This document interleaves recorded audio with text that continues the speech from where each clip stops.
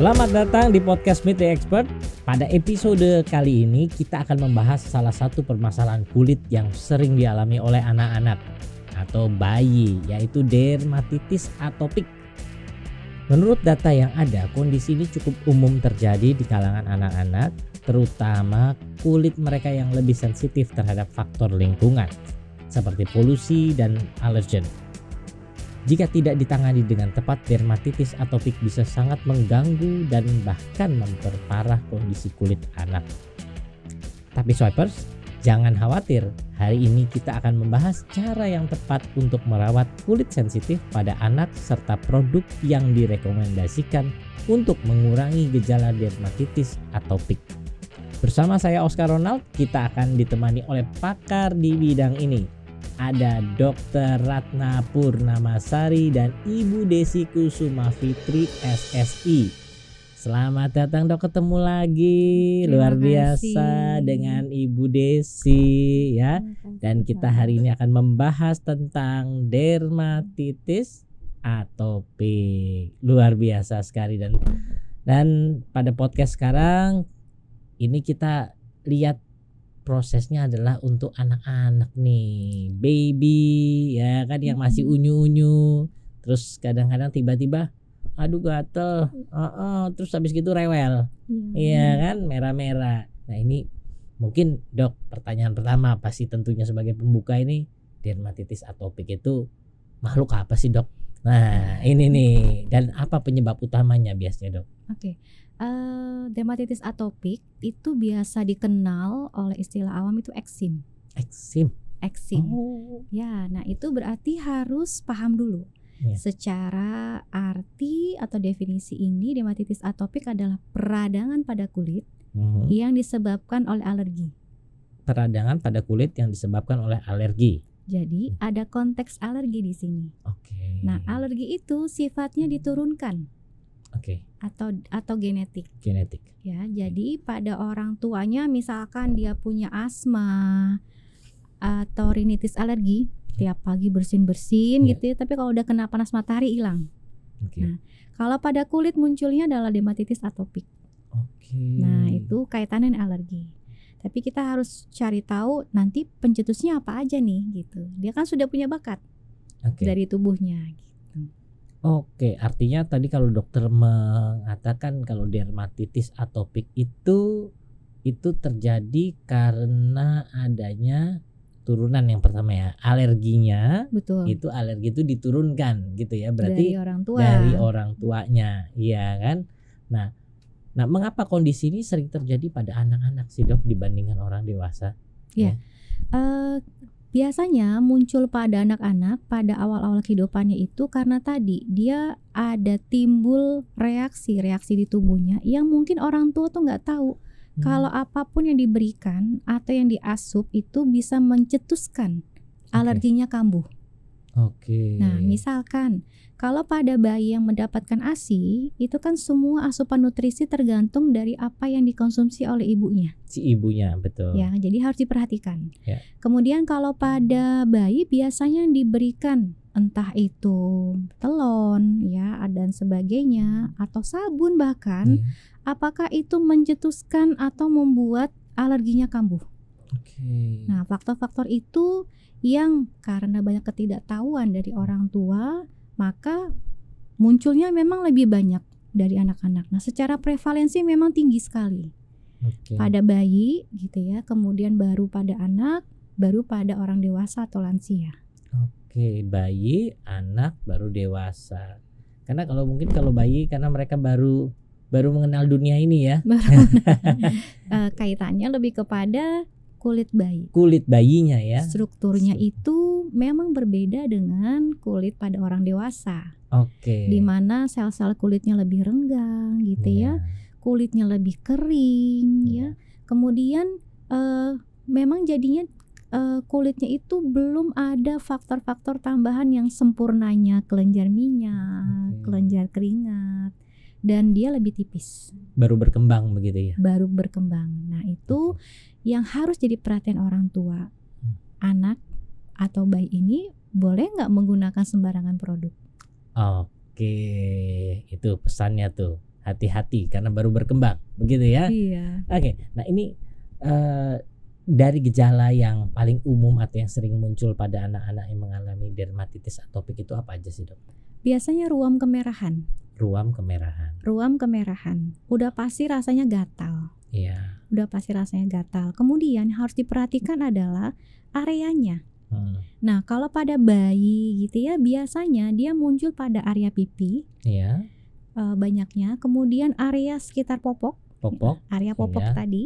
Kemudian area lipatan. Oke. Bahkan sampai kalau pada bayi yang baru mulai merangkak itu pada area lutut. Area lutut. Dan Oke, siku tentunya. Nah, Iya. itu area yang sering dialami pada bayi. Kalau pada anak yang sudah mulai agak besar, biasanya hanya di daerah lipatan. Daerah lipatan. Lipatan lengan, ya, belakang lutut, kemudian area tengkuk. Nah, itu yang sering terjadi, yang sering muncul dermatitis atopiknya. Kalau pada dewasa beda lagi penampilannya. Area yang sering terkena itu adalah telapak tangan dan telapak kaki. Oh, telapak tangan, telapak kaki. Ya, jadi memang gambarannya sedikit berbeda. Area-area yang sering terkena, tapi tetap biasanya ruam kemerahan. Jadi bunda-bunda termasuk swipers harus tahu. Kalau pipi kemerahan, hati-hati, jangan-jangan dia dermatitis atopik. Nah, harus melihat gejalanya ya. Harus sensitif terhadap gejalanya. Nah, ini kan kalau tentunya tadi dokter bilang ruam merah, ya kan, berarti itu meradang ya, gitu ya, akan nampak di permukaan. Nah, apa yang bisa terjadi ketika anak mengalami dermatitis atopik? Terus kan biasa lah ya, tangan anak-anak digaruk, aduh kayaknya asik ya, kan gatel tuh digaruk. Nah, ini efek menggaruknya itu seperti apa sih, Dok? Itu apakah boleh digaruk atau harusnya diapain gitu? Setiap keluhan gatal itu sangat dilarang menggaruk. Sangat dilarang menggaruk. Apapun penyebabnya, apalagi dermatitis atopik, karena ini bisa kambuh setiap saat gitu ya. Nah, kenapa dilarang menggaruk? Karena garukan itu akan melukai kulit. Dengan dia melukai kulit, itu akan membuat kulit itu jadi lebih rentan terhadap apapun yang akan kontak gitu ya. Entah itu iritan, entah itu sifatnya adalah infeksi. Berarti kulitnya akan mudah iritasi hingga mengalami infeksi. Nah, itulah sebabnya yang namanya dermatitis atopik bukan hanya kita ke dokter pada saat ada keluhan sudah sampai infeksi, tapi kuncinya adalah perawatan sehari-harinya seperti apa. Oke, artinya jangan digaruk dan kuncinya perawatan sehari-hari yang digunakan itu ya, itu penting. Ini apakah dermatitis atopik bisa sembuh total, Dok? Atau ini merupakan kondisi yang cenderung menetap lah, melekat pada kehidupan? Melekat pada kehidupan, dalam banget ya, dalam Pak. banget ya, gitu. Oke, jadi kalau ditanya bisa sembuh nggak? Saya punya dermatitis atopik. Jawabannya tidak bisa sembuh. Kenapa? Tadi sudah disampaikan di awal. Ini kaitannya sudah ada gennya di dalam. Gen alergik tadi itu ya. Gen alerginya sudah ada, tertanam di dalam tubuh kita. Nah, oleh karenanya yang paling penting adalah kita tahu pencetusnya apa, kita hindari pencetusnya. Itu menjadi kunci supaya apa? Tingkat kekambuhannya itu menurun. Kalau dia menurun, kulitnya akan nyaman. Dia akan nyaman menjalani aktivitasnya sehari-hari. Karena dermatitis atopik itu kan juga punya derajat beratnya. Mulai dari yang ringan, itu misalkan kita lihat dari luas area. Mungkin kalau ringan ya dia hanya kurang dari 5% dari tubuh kita luasnya. Tapi kalau misalkan sedang aja sudah sampai 5-30%. Bayangkan kalau kita ada kemerahan dan gatal, itu mencapai 30% dari luas area tubuh kita, mengganggu nggak? Ya kan, apalagi anak-anak kalau dia sampai seperti itu, dia akan mengganggu apa?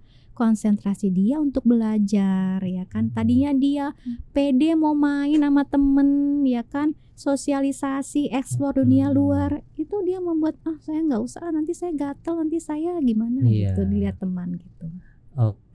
Jangan sampai mengganggu aktivitas yang harusnya atau membatasi aktivitas anak-anak itu sendiri ya. Betul. Nah, ini apa saja sih, Dok, dampak jangka panjang dari dermatitis atopik pada anak jika tidak ditangani secara benar? Terus kita akhirnya bicara bagaimana sih cara mengatasinya? Jadi dermatitis atopik itu ada keadaan akut dan kronik kan. Kalau Ya. akut kita semua udah tahu, ruam kemerahan. Nah, tapi ada tanda lain kalau misalkan dia tidak benar penanganannya, dia akan jatuh ke keadaan kronik. Nah, namanya adalah tampilan di kulitnya adalah lichenifikasi atau penebalan. Oke. Kulitnya akan terlihat seperti kulit pohon, Oke. hitam, tebal, seperti Tebal. berkerak seperti Iya, itu. iya. Itu kan pasti akan membuat rasa percaya dirinya juga menurun gitu ya Berkurang, pada betul. anak. Nah, itu dari tampilan kulitnya. Nah, belum lagi kalau misalkan karena efek menggaruk tadi, infeksi. Infeksi. Infeksi itu iya kalau misalkan cepat ditanganin dia cepat sembuh. Tapi kan Hmm. bekasnya juga bisa hitam. Betul. Lagi-lagi adalah psikologis efek juga bisa terganggu. Selain masalah fungsi dari kulitnya, kesehatannya juga terganggu. Betul. Nah, oleh karenanya penting banget tahu bagaimana tata laksana penanganan kulit yang ada dermatitis atopiknya. Ya, kalau pertanyaan Pak Oscar tadi, saya harus ngapain kalau anak saya punya dermatitis atopik gitu ya.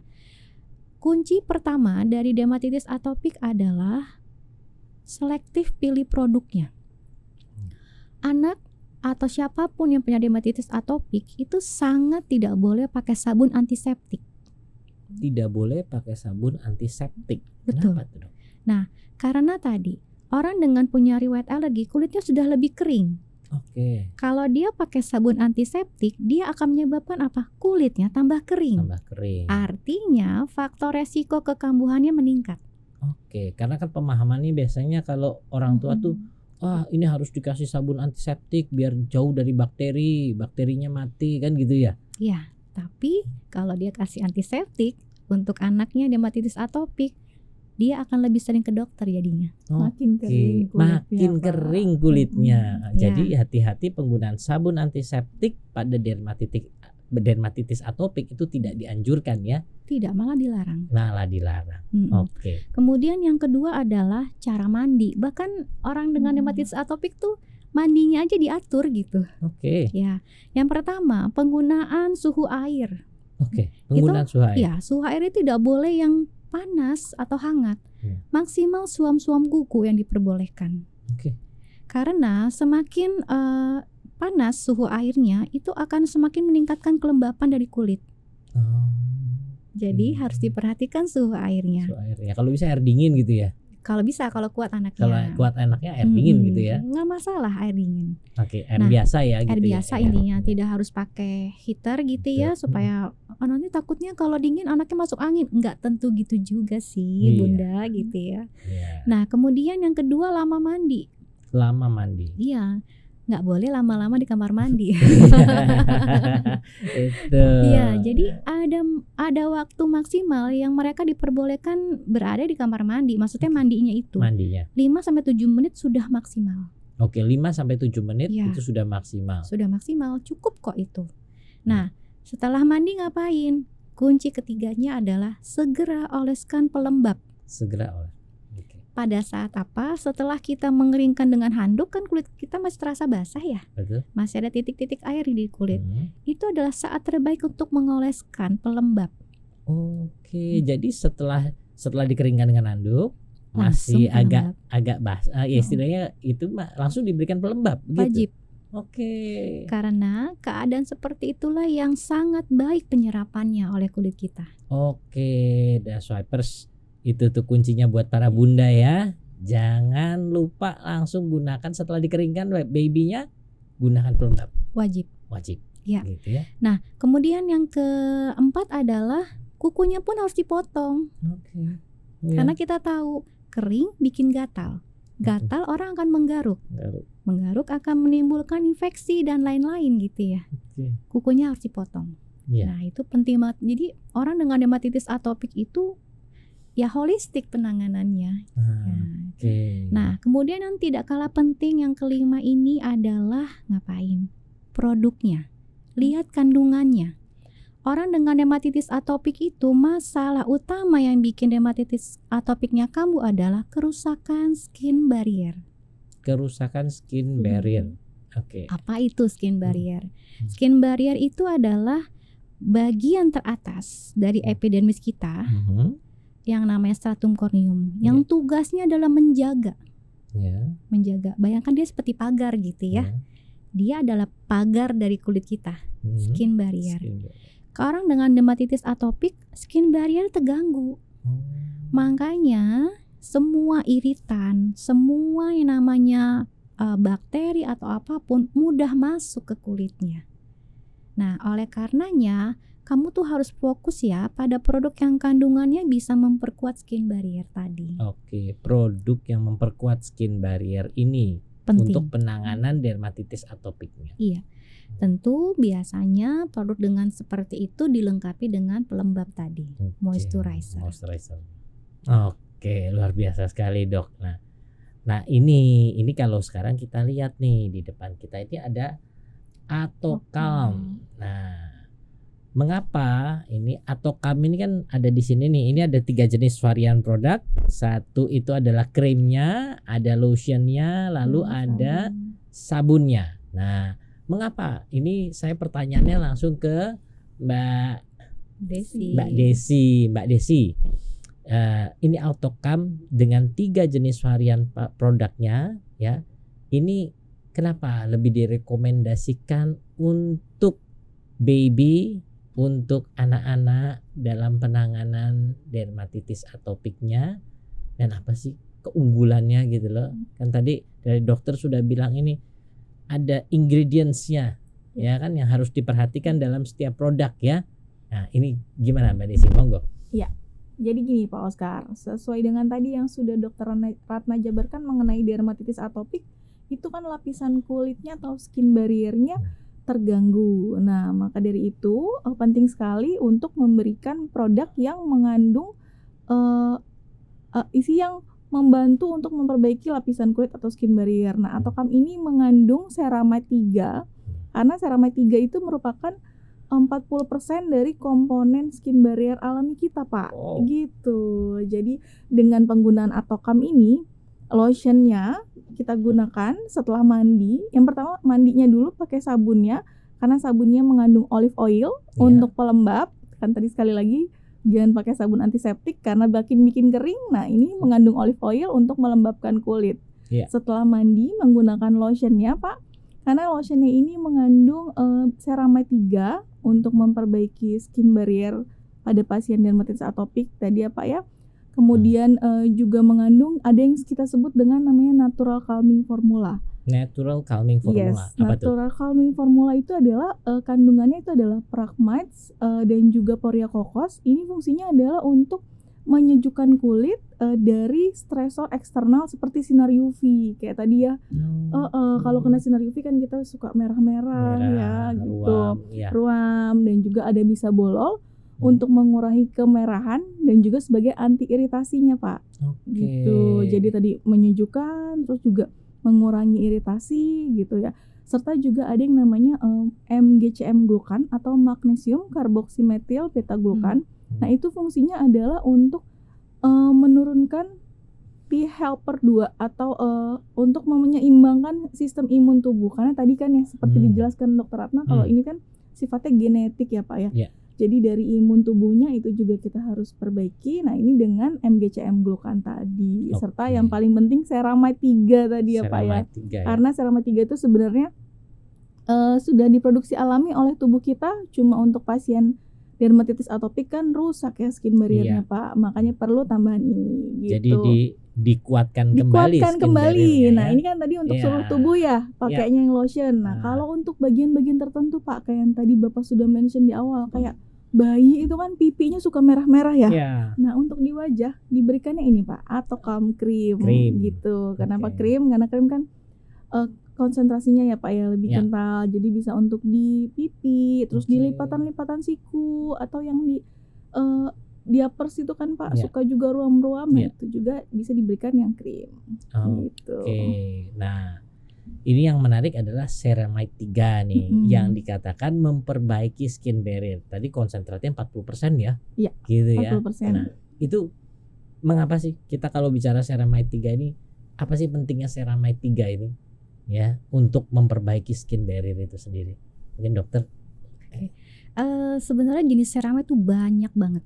Ya. Banyak banget kalau misalkan kita lihat ada bahkan lebih dari 15 atau puluhan gitu ya, Ya. jenis ceramide. Nah, ceramide 3 itu dipilih gitu ya karena memang secara kita melihat profil dari ceramide-nya. Dari ceramide kulit alami kita, ternyata yang paling mirip dari alat itu setelah difraksi X-ray, ternyata yang paling mirip difraksi X-ray-nya dengan ceramide alami tubuh kita adalah jenis ceramide 3. Jadi kalau swipers ingin memastikan benar nggak sih nih paling bagus buat kasus dermatitis atopik, pilihnya yang ada ceramide 3 karena seringkali banyak sekali produk yang tidak mention secara jelas jenis ceramide yang mereka berikan atau masukkan ke dalam produk gitu. Nah, kalau misalkan dia mention, dia berani bilang oh jenis ceramide adalah ceramide 3. Oke, berarti dia make sure bahwa dia yang diberikan itu adalah jenis ceramide yang paling mirip ya, paling mendekati dengan ceramide alami tubuh kita. Kalau sesuatu yang paling mendekati artinya sesuatu yang paling mudah diserap, diabsorb ya. Dan paling optimal tentunya. Karena sesuai profilnya nih gitu. Kayak kita kan memasukkan seseorang bekerja di kita, kalau profilnya sesuai oke gitu kan. Ya paling cocok lah gitu intinya. Nah, tadi saya mau menambahkan penjelasan tentang MGCM glukan. Nah, kalau dari cerita perjalanan kekambuhan dermatitis atopik, ternyata memang T helper 2 TH2 itu meningkat. Nah, itulah yang akan meneruskan rentetan reaksi alerginya itu akan jalan. Nah, MGCM glukan itu salah satu cerita uniknya adalah dia bisa menekan T helper 2. Kalau sesuatu pencetusnya ditekan, artinya perjalanan reaksi alerginya pun bisa dihindari. Betul. Ya kan? Nah, itu yang harus juga kita tahu. Kenapa nggak pakai jenis yang lain aja, yang penting skin barrier-nya oke gitu. Ada faktor imun yang harus diseimbangkan nih. Jangan kamu berlebihan ya respon TH2-nya nih ya. Kamu balance aja nilainya gitu. Nah, dari yang saya cari dari literatur juga, ternyata MGCM glukan itu juga mempunyai efek baik di mana dia mengurangi binding dengan Staphylococcus aureus. Apa tuh, Dok? Itu nama aneh apa itu gitu ya. Apa tuh, Dok? Nah, Staphylococcus aureus itu nama kuman. Nama kuman di kulit yang paling sering menyebabkan masalah infeksi. Tadi udah kebayang ya? Orang dengan dermatitis atopik itu kan kulitnya kering. Kering akan menggaruk. Menggaruk berarti membuka peluang si kuman-kuman masuk ke dalam. Gitu. Ternyata manfaat tambahan dari MGCM glukan itu adalah dia mengurangi binding, ikatan dengan si Staphylococcus aureus tadi. Itu artinya dia bisa mengurangi ikatan dengan si kuman, gitu ya. Yang gitu ya? Salah satunya bisa menjadi infeksi tadi. Karena kan ada garuk-garuk supaya nggak masuk gitu ya. Luar biasa sekali nih, Dok. Nah, ini kalau di Autocam sendiri ini kan dengan 3 jenis produknya. Nah, ini bagaimana sih proses penggunaannya kan? Kan di sini ada sabunnya, ada lotionnya, ada krimnya. Nah, ini untuk perawatan keseharian si baby itu sendiri apa urutannya seperti apa? Nah, ya Pak Oscar, seperti tadi ya sudah dijelaskan sebelumnya mengenai si produknya. Jadi penggunaannya itu kita mulai dengan yang ini, yang wash. Dengan liquid washnya, babynya dimandikan dengan Autocam yang liquid washnya tadi karena mengandung olive oil ya, jadi biar kulitnya tetap lembab gitu. Jangan lupa dengan air yang suam-suam kuku aja. Jangan dikasih air hangat gitu. Karena tadi kulitnya sensitif. Nah, setelah mandi kulitnya dikeringkan, lalu jangan sampai lebih dari 5 menit itu langsung diberikan lotionnya ke seluruh tubuh. Setelah dikeringkan ya. Setelah dikeringkan, kemudian diberikan lotion. Nah, setelah diberikan lotionnya kan untuk seluruh tubuh dari leher ke bawah. Nah, kemudian untuk wajahnya, pipinya itu bisa diberikan krimnya, Pak. Gitu. Kemudian di lipatan-lipatan yang siku nih ya, lipatan-lipatan siku atau tadi di samping-samping popoknya gitu ya dok ya, Iya, itu bisa boleh. diberikan Itu krimnya. diberikan. Krimnya. Gitu Pak. Jadi penggunaannya seperti itu setiap hari bunda-bunda. Oke, Mm-mm. jadi kalau ini sebenarnya ini sudah bisa digunakan sejak bayi ya. Jadi Betul. bayi lahir Sejak bayi lahir. gitu sudah bisa digunakan ya. Betul Pak. Oke. Nah, artinya kalau tadi ada liquid washnya untuk mandi, Mm-mm. lalu digunakan lotionnya Lotion, dan lotion. krim itu digunakan untuk area pipi dan lipatan ya. Iya. Oke. Nah, kan gini. Artinya kalau sudah digunakan nih, sudah ada gejala, sudah digunakan, hilang. Nah, terus apakah ini harus berhenti? Nah, atau kita bisa menggunakannya secara daily nih. Nah, ini bagaimana nih, Bu Desi? Ya, jadi sebenarnya kan tadi ya Pak ya, kita kembali lagi ke dermatitis atopik itu memang sudah ada gen di kita. Walaupun sudah hilang, ini tetap perlu digunakan setiap hari gitu Oke. Pak. Jadi digunakan daily terus menerus sampai dewasa gitu ya, sampai tua gitu Pak. Oke. Karena kan tadi ya pasien dermatitis atopik kulitnya tuh sensitif gitu, Sensitif, ya. beda dengan kulit yang normal. Betul. Jadi memerlukan treatment yang khusus gitu Pak. Oke, luar biasa sekali. Artinya pun kalau memang sudah hilang gejalanya Tetap bisa harus, digunakan untuk secara daily penggunaannya Betul. untuk menjaga Menjaga kesehatan kulitnya, gitu ya. Iya. Nah. Saya ingin menambahkan satu hal. Jadi dalam tata laksana manajemen dari dermatitis atopik itu ada basic treatment namanya. Basic. Basic treatment itu dilakukan setiap perjalanan penyakit pada dermatitis atopik. Ya. Nah, kita udah pada tahu bahwa orang dengan dermatitis atopik kan kulitnya kering. Ya, memang udah bakatnya seperti itu, kering kulitnya. Nah, oleh karenanya basic treatmentnya harus dilakukan. Apa itu basic treatment? Menggunakan pelembab, menggunakan sesuatu yang bisa menghidrasi kulit, Betul. menghindari pencetus gitu ya. Artinya perawatan kulitnya harus dilakukan setiap hari nih perhatiannya. Oke. Itu masuk ke basic treatment, menghindari sabun antiseptik dan lain-lain. Ya. Nah, kalau misalkan saya tuh lagi kambuh, saya nggak kering kulitnya. Pada saat dia kambuh apalagi, dia harus tetap dirawat kulitnya. Oke. Gitu. Basic treatment selalu dilakukan dalam setiap fase perjalanan penyakit dari dermatitis atopik. Dermatitis atopik. Bahkan kuncinya, kalau dia rajin menggunakan pelembab, kita tahu ada obat yang namanya steroid. Ya. Ya, steroid itu seperti pisau bermata dua. Oke. Satu, dia bisa bantu mengurangi inflamasi atau peradangan. Ya. Satu lagi adalah efek sampingnya. Ya. Ternyata penggunaan pelembab yang baik pada pasien dengan dermatitis atopik itu bisa mengurangi 50% penggunaan kortikosteroid. Oke. Artinya dia bisa mengurangi 50% kemungkinan efek samping akibat penggunaan kortikosteroid.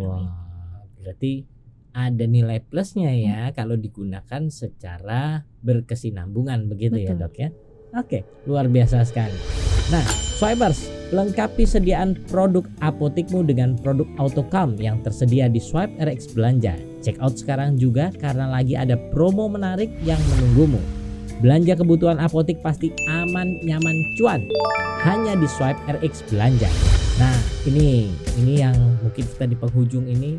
Selain penggunaan produk khusus seperti AutoCalm, adakah tips tambahan dalam merawat anak dengan dermatitis atopik yang kita ketahui kita bahas tadi itu dok? Oke, kesimpulannya biar tips untuk mami ya, untuk swipers gitu ya. Jadi pertama, tidak boleh ya menggunakan yang namanya sabun antiseptik. Kemudian yang kedua, gunakan pelembab secara rutin setiap hari bahkan ya, segera setelah mandi itu adalah waktu yang paling optimal dalam penyerapannya. Yang ketiga yang paling penting adalah hindari faktor pencetus alerginya ya. Dan harus ingat, perawatan kulit dengan dermatitis atopik harus dilakukan setiap hari secara baik untuk menghindari kekambuhan dari dermatitis atopiknya. Oke, luar biasa sekali Dokter Ratna dengan Ibu Desi. Kita sudah bicara tentang dermatitis atopik hari ini. Dan semoga Swipers bisa mengambil manfaat yang terbaik sehingga bisa memberikan sebuah layanan yang baik kepada pasien-pasien dimanapun berada. Ya, Dan tentunya yang menonton episode kali ini supaya mendapatkan pengetahuan yang baik dalam penanganan dermatitis atopik. Terima kasih juga buat swipers yang sudah menonton. Jangan lupa untuk like, subscribe, dan share akun YouTube kami serta nyalakan fitur notifikasinya supaya tidak ketinggalan dengan konten-konten kefarmasian yang terbaru. Sampai jumpa di episode berikutnya Meet the Expert, podcastnya Apoteker. Salam sehat.